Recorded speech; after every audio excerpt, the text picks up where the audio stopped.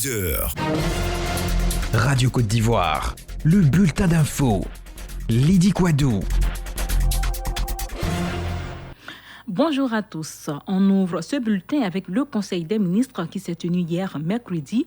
Il en ressort que le président Alassane Ouattara multiplie les initiatives pour réduire encore le nombre de jeunes chômeurs en Côte d'Ivoire. Un observatoire national de l'emploi et de la formation est annoncé et pour lutter contre les accidents de la circulation, les engins à deux roues fonctionnent avec moteur sont soumis désormais à l'immatriculation, à la vignette et au permis de conduire. Le porte-parole du gouvernement a aussi révélé l'augmentation du capital social du port autonome d'Abidjan qui passe de 16 à 100 milliards de francs CFA. Le point complet avec Tiemoko Diarasuba. L'Observatoire national de l'emploi et de la formation vient s'ajouter au dispositif de lutte contre le chômage qui existe déjà. Cette nouvelle structure aura pour mission de collecter, analyser, diffuser et coordonner en liaison avec l'ensemble des acteurs du monde de l'emploi et de la formation le système d'information sur le marché du travail. Amadou Koulibaly, porte-parole du gouvernement. Le président de la République a fait de la question de l'emploi une priorité dans sa gouvernance. La création d'emplois favorisée par la réalisation de grands projets structurants de l'État depuis 2011 et l'amélioration du climat des affaires qui se traduit par des investissements privés massifs nécessite une main-d'œuvre ainsi que divers programmes et projets en faveur de l'emploi des jeunes, des femmes. Autre point important concernant toujours les jeunes, c'est celui relatif à la resocialisation de ceux d'entre eux qui sont vulnérables.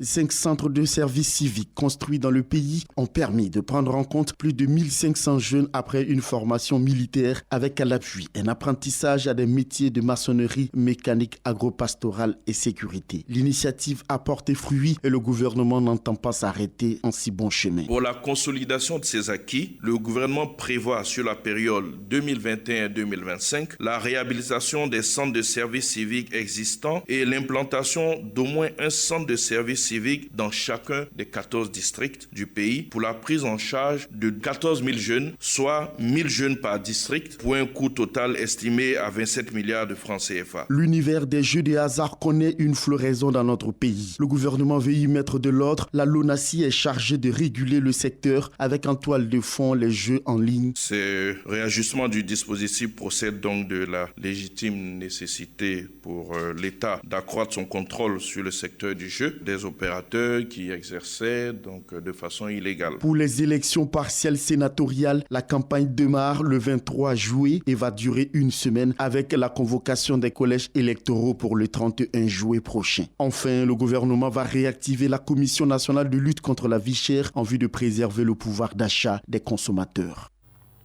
L'actualité, c'est aussi le rapport d'analyse de l'annuaire statistique d'état civil 2020 qui a été officiellement présenté. Ce rapport, premier du genre en Afrique de l'Ouest, prend en compte les naissances, les décès, les mariages et les divorces en Côte d'Ivoire. Un outil d'aide à la bonne gouvernance et à l'élaboration de projets mis désormais à la disposition du gouvernement ivoirien et des organisations internationales. Corona Sekongo nous en dit davantage.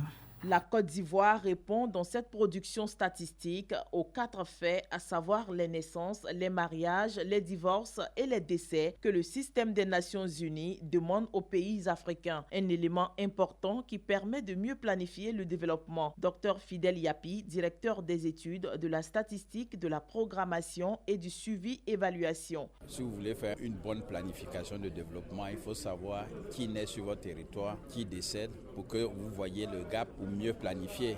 Si vous voulez construire une école primaire dans un village, il faut savoir la population pour pouvoir édifier, définir les paramètres. Souvent on dit les taux de participation sont faibles, mais parce que dans la liste, il y a toujours des décédés. Or, à partir de cet annuaire, c'est des chiffres que vous avez. Des données très importantes pour l'UNICEF qui se réjouit du rapport annuel de statistiques. Mirka Matila, chef section protection de l'enfant. Lors du contexte Covid, il y avait des craintes que le taux d'enregistrement des naissances dans les pays puisse baisser. Mais en fait, l'annuaire statistique qui vient d'être publié aujourd'hui nous montre que ce n'est pas le cas en Côte d'Ivoire. Le taux d'enregistrement des naissances en 2020 n'a pas baissé. Le volume des naissances enregistrées en 2020 est en évolution et s'élève à plus de 800 000. Le décès d'une personne sur 5 est déclaré à l'état civil. Quant au mariage, le volume a baissé de 13,3%, entraînant inévitablement la chute des demandes de divorce qui étaient en évolution entre 2016 et 2019. Direction Odiéné, où l'Organisation internationale pour la migration, OIM, vient d'achever son atelier de restitution des travaux dans le cadre du projet Renforcer la gestion des frontières et la cohésion sociale aux frontières de la Côte d'Ivoire, du Mali et du Burkina Faso. Le projet est financé par le gouvernement du Japon. Le préfet de région, préfet du département d'Odiéné, s'est réjoui de la tenue de cet atelier dans sa région. On écoute Fami Kwame René. Cet atelier s'inscrit dans le cadre de renforcement des capacités des autorités, concerne chacun d'entre nous. La gestion au quotidien des foules mérite que les acteurs principaux, que sont les autorités, les forces de défense et de sécurité, les gens de la santé et tout le monde s'accordent pour mesurer le danger que représente l'afflux de population dans une localité et faire en sorte de les prendre en charge pour le bonheur de tout un chacun. Et je me réjouis encore que notre région soit choisie comme région pilote. D'Odiéné, rendons-nous à Bouna, précisément à Assoum 1, localité qui dispose désormais d'un centre de santé. Cette infrastructure sanitaire d'un coût de 112 millions de francs CFA a été inaugurée samedi dernier en présence des autorités administratives de Bouna. Méchak Steve pour les détails. Le centre de santé d'Assoum 1 comprend une maternité, un dispensaire et un logement pour infirmiers. Et pour permettre l'accès des populations aux soins de santé de qualité, le centre de santé d'Assoum 1 a été équipé. Brahima Ouattara, maire de la commune de Bouna. Le centre de santé d'Assoum 1 a coûté près de 100 millions de francs CFA à l'État de Côte d'Ivoire et équipé à hauteur de près de 12 millions de francs CFA avec les fonds propres de la mairie. L'inauguration de ce centre est une suite logique à l'action du conseil municipal de Bouna pour plusieurs infrastructures. Les populations de Assoum 1, voyant ces bâtisses fièrement dressées, ont pris l'engagement de fréquenter régulièrement ces établissements sanitaires. Ouattara Brahima est leur porte-parole. La population se veut reconnaissante à cet acte de haute portée sociale. En retour, nous nous engageons à nous approprier le centre de santé tout en le fréquentant régulièrement. Présent lors de la remise des clés de cet établissement sanitaire qui vient mettre fin aux longues distances pour atteindre un centre de santé, le préfet du Bounkani exhorte à une bonne utilisation.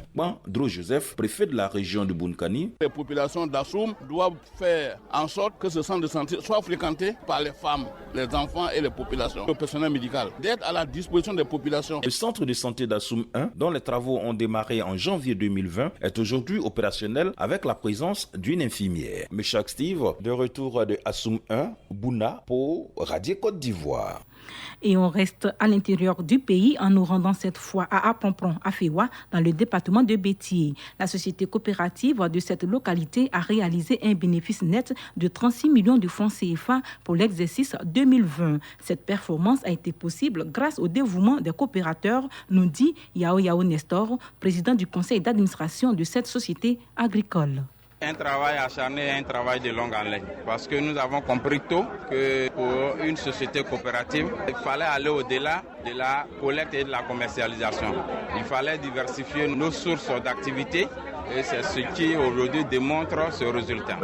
L'année dernière, compte tenu de cette pandémie de Covid et la baisse des prix, nous avons pu distribuer plus de 169 millions de qu'on appelle primes compensatoires à tous nos membres. Nous avons pu réaliser des activités en faveur de nos membres. Ils ont reçu beaucoup de dons pour l'entretien des plantations, pour l'amélioration de leurs conditions de vie économiques et sociales. Hors de chez nous, en Haïti, le président Jovenel Moïse a été assassiné hier mercredi. Sa résidence en banlieue de Port-au-Prince aurait été attaquée vers 1h du matin par des hommes armés. Dans son communiqué, le premier ministre sortant appelle la population au calme. Jovenel Moïse était au pouvoir depuis 2017. Sa légitimité était remise en question depuis plusieurs mois. L'opposition et la société civile réclamaient de nouvelles élections. Et puis, en Afrique du Sud, l'ancien président Jacob Zuma, condamné à 15 mois de prison pour outrage à la justice, s'est rendu dans la nuit d'hier à la police. Les recours engagés en urgence par son équipe juridique n'ont pas suffi à repousser l'ordre de l'arrêté émis par la Cour constitutionnelle. Jacob Zuma a donc fini par accepter de se livrer aux autorités. Fin de ce bulletin, prochain rendez-vous, 12h. C'était le bulletin d'info, présenté par Lydie Quadou.